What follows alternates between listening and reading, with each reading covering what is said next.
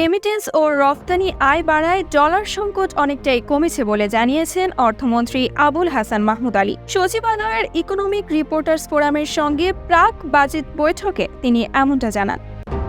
অধিক নয়, ন্যায্য ভ্যাট প্রদান করে ব্যবসায় সুরক্ষিত রাখবে ভ্যাট বন্ধু অ্যাপস।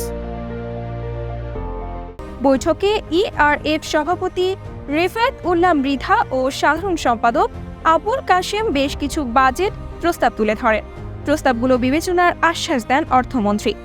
অর্থমন্ত্রী বলেন, অর্থনৈতিক পরিস্থিতির উন্নতি হওয়ায় সব দ্বিধাদ্বন্দ্ব কেটে গেছে। যারা দেশকে শ্রীলঙ্কা হবে ভেবেছিল তাদের ধারণাও ভুল প্রমাণ হয়েছে। রেমিটেন্স ও রফতানি আয় বৃদ্ধির কারণে ডলার সংকট কেটেছে অনেকটাই। তিনি বলেন, একটা সন্দেহ ছিল, দ্বিধাদ্বন্দ্ব ছিল, সেগুলো কেটে গেছে অর্থনীতির ওপরে। তারপর এশীয় অবকাঠামো বিনিয়োগ ব্যাংকের প্রতিনিধি এসেছিল। তারা বলেছে, আমরা অপেক্ষা করছি তোমাদের প্রপোজালের জন্য, তোমরা আগে প্রপোজাল দাও, টাকা আমরা দেব, টাকার কোনো অভাব নেই।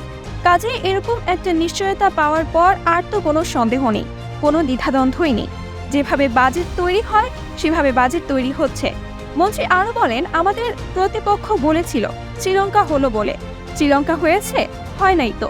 আমরা টিকে আছি এবং আগামী বাজেট প্রণয়নের কাজ চলছে। ইআরএফ এর উদ্দেশ্যে তিনি বলেন, আপনারা অনেকগুলো প্রস্তাব দিয়েছেন, সেগুলো আমরা অবশ্যই বিবেচনা করব। দেশ তো চলছে, দেশের মানুষের যেসব আইটেম দরকার সেগুলো সবই আসছে, সেগুলো পাওয়া যাচ্ছে। তবে দাম নিয়ে একটু সমস্যা হয়ে গেছে, কোনোটা বাড়ছে কোনোটা কমছে। মুক্তবাজার অর্থনীতি যেভাবে চলে সেভাবে চলছে। অর্থনীতি বলে, আপনারা যে উপদেশগুলো দিয়েছেন তার সবগুলোই ভালো, তবে কাজে পরিণত করা যাবে কতটা সেটা বলা মুশকিল। আমরা নতুন কি করতে পারি দেখা যাক।